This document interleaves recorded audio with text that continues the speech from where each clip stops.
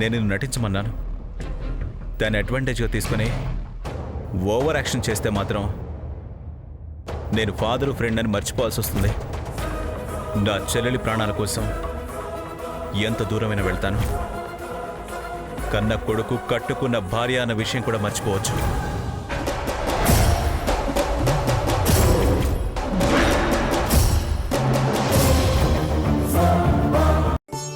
రా సాంబయ్య, రా.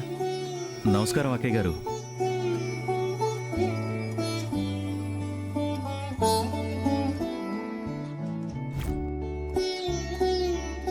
సాంబయ్య, మీ అమ్మాయా? అవును, తులసి.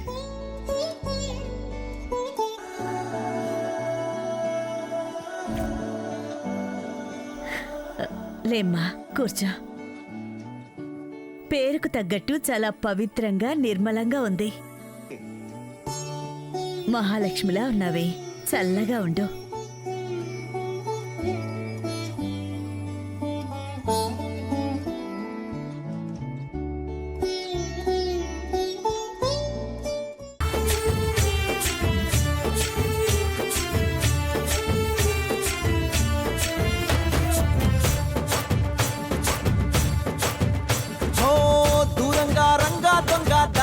కొయ్యాలా వచ్చి నువ్వు మాతో సిందయ్యాలా.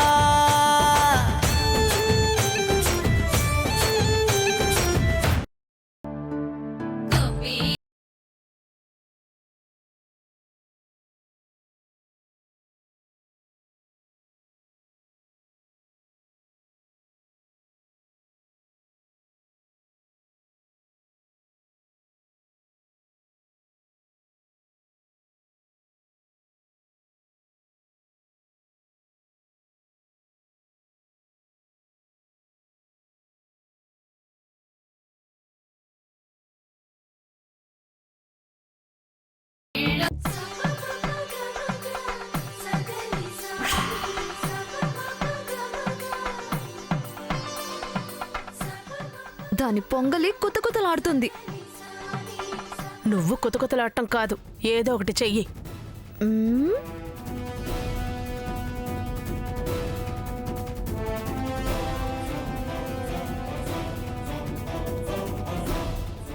ఇదిప్పుడు సరిగ్గా నా పొయ్యి దగ్గరకు రాగానే బిందె చార్చి మంట ఆర్పుతుంది.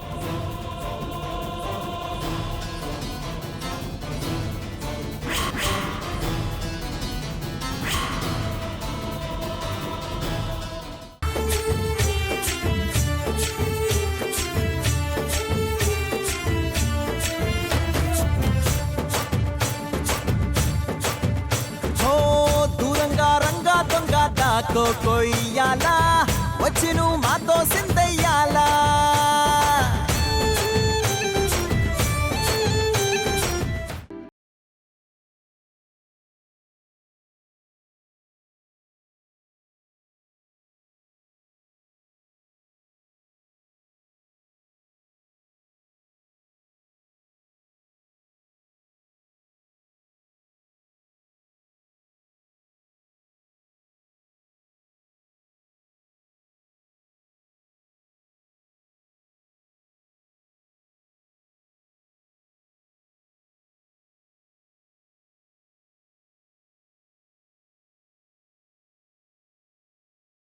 నీకు శుభవార్తే, మనకి మంచి రోజు. ఏంటి నువ్వనేది? నీకు నాకు పెళ్ళంట. అమ్మ పిన్ని మాట్లాడుకున్నారు. పిన్ని అమ్మకు మాటిచ్చింది. మన పెళ్లి బాధ్యత తనే తీసుకుంది. ఎవరు ఫిక్స్ చేసినా ఎవరెవరికి మాటిచ్చినా ఈ పెళ్లి జరగడానికి వీల్లేదు. ఏం చేస్తావో చెయ్యరా, లేకపోతే నా నిర్ణయం ఏదో నేను తీసుకోవాల్సి వస్తుంది. తర్వాత నువ్వు ఎంత బాధపడ్డా చేసేదేమీ ఉండదు. నీ ఇష్టం.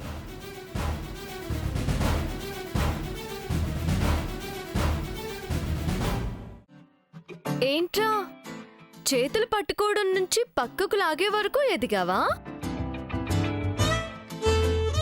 అయినా నా చెయ్యి పట్టుకున్నప్పుడు జీవితకాలం ఇలాగే నా చెయ్యి పట్టుకుంటావా అని నేను అడిగితే టక్కున వదిలేసావు. ఇప్పుడెందుకురా మళ్ళీ పట్టుకున్నావు? అవన్నీ తర్వాత కానీ ఏంటా ఎక్స్ట్రాలు? ఆ? వాణ్ణి చెయ్యి పట్టుకుంటే నువ్వు వదలట్లేదంటే చెయ్యి పట్టుకోగానే చాచి కొట్టకుండా వాడు కట్టుకడుతుంటే అలా చూస్తూ ఉంటావేంటి? అదేంట్రా అయ్యో పాపమని అతను కట్టుకడితే అలా కుళ్ళుకుంటున్నావేంట్రా? అయ్యో పాపం అంటే అయ్యో పాపం ఆ? వాడెవడే అయ్యో పాపం అనుకోవడానికి? అనుకుంటే నేను అనుకోవాలి. చెయ్యి వదిలేసిన వాడివి నువ్వేమనుకుంటావ్రా? కట్టు కట్టే ధైర్యం నీకెక్కడుందిలే. తులసి, రెచ్చగొట్టకు, బాగుండదు చెప్తున్నాను. ఉమ్?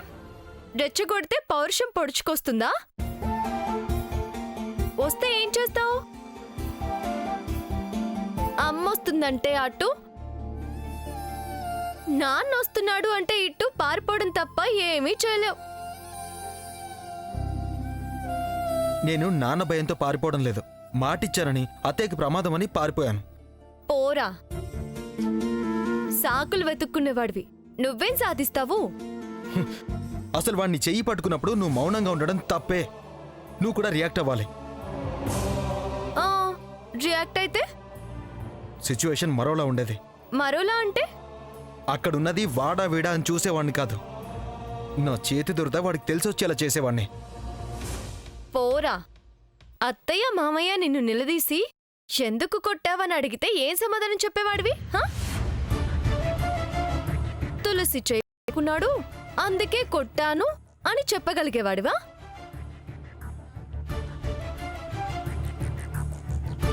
అడిగినప్పుడు ఏదో తోచింది చెప్పేవాడిని.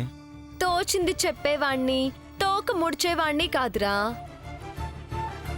ఫస్ట్ నీకు క్లారిటీ ఉండాలి, కన్ఫర్మ్ గా నిలబడాలి. బ్యాలెన్స్ లేకపోతే ఎలారా? ఎమోషన్స్ ఉంటే సరిపోవు, జస్టిస్ చేయగలగాలి. అసలు నాకు అర్థం కాక అడుగుతున్నాన్రా, ఎవరో నా చెయ్యి పట్టుకున్నారు అని అంతలా రెచ్చిపోయి నువ్వు మౌనంగా ఎందుకున్నావు అని నన్ను అడుగుతున్నావే?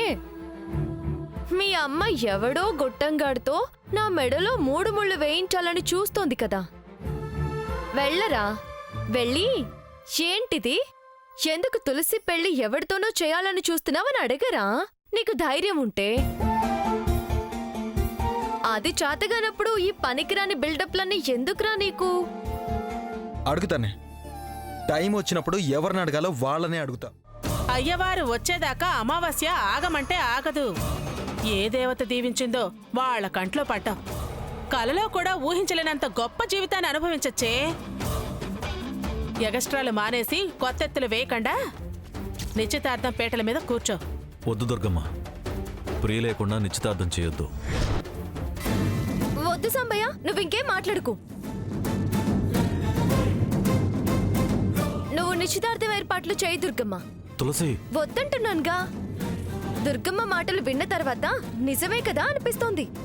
అష్టదరిద్రులకి అగర్భ శ్రీమంతుల సంబంధం వస్తే వద్దనడం పిచ్చితనం సంబయ్య.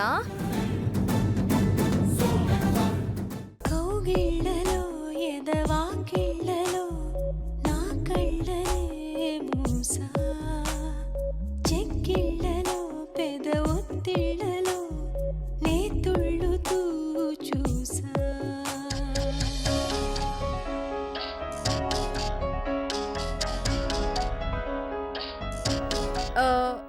ముద్దు ఓకే గానీ అప్పుడున్న ఫీల్ లేదండి. కాస్త రొమాన్స్ కలపండి.